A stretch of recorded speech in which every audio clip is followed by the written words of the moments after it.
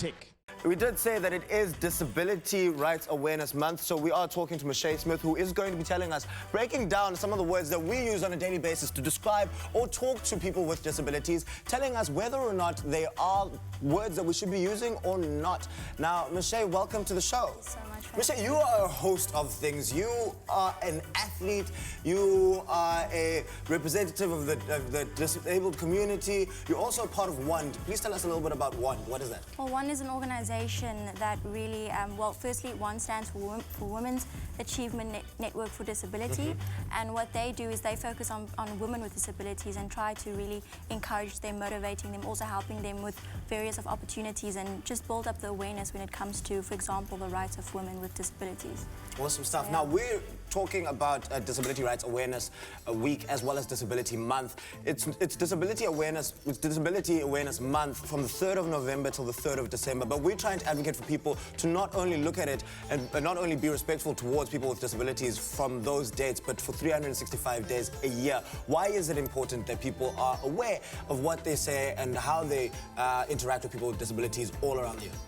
Well, because, you know, we live amongst each other. We interact with each other every day, and you know, imagine life where the able-bodied, you know, don't consider the disabled people, because we're all human, you know.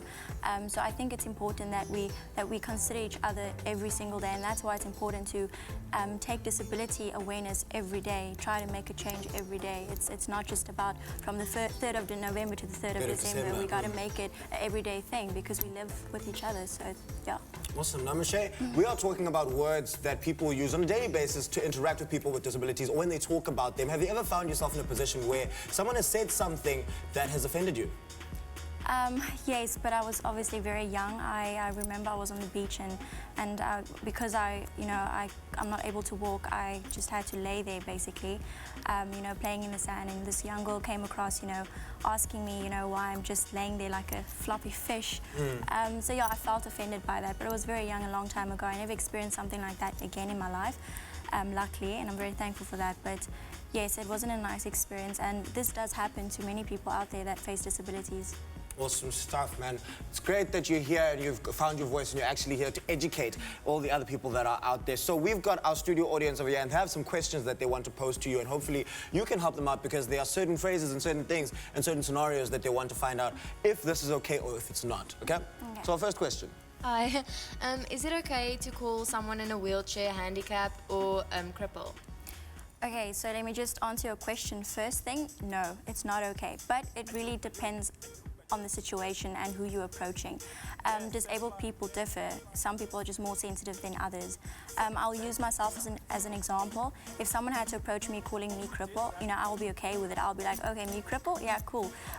Where someone else might take that as an offense. So really, I just advise people to, you know, firstly, don't use it because it's the wrong term. You can either say straightforward, the person has a disability, or he has a physical challenge, or you can also say, this is what I actually recommend this over everything, by saying that that person is differently abled. Differently abled. Yes. I love that term, differently abled, because you are able to do things, but your things that you're able to do are different. And you know what, Mache, you mentioned the word handicapped, right? And everywhere we go, we see handicapped spaces and handicapped this, handicapped toilets. Do you think that we need to change those as well and say maybe differently abled parking spaces? I think we can do that. I think there's better words than handicapped, you know. Say, like we just mentioned, differently abled spots, differently abled parking, you know. Awesome. Make it unique. Yeah, so I think we can do that. Awesome stuff. We have time for one more question. If my neighbor loses an arm or a leg, is it okay to call them deformed? No, it's not okay to call someone deformed because deformity means when you're born in a certain way, for example, born without a limb or born with your hand in a certain, you know, shaped in a certain way. But when you lose an arm or leg due to a car accident, for example, then you are regarded as someone with a disability. Or when you lose an arm or leg due to medical reasons, then you would would regard you as an amputee. Yeah. Awesome stuff. Thank you very much for sharing. And you know what? Thank you so much for coming through and educating not only me but the rest of South Africa as well on what we can and cannot say when we are interacting with people with disabilities.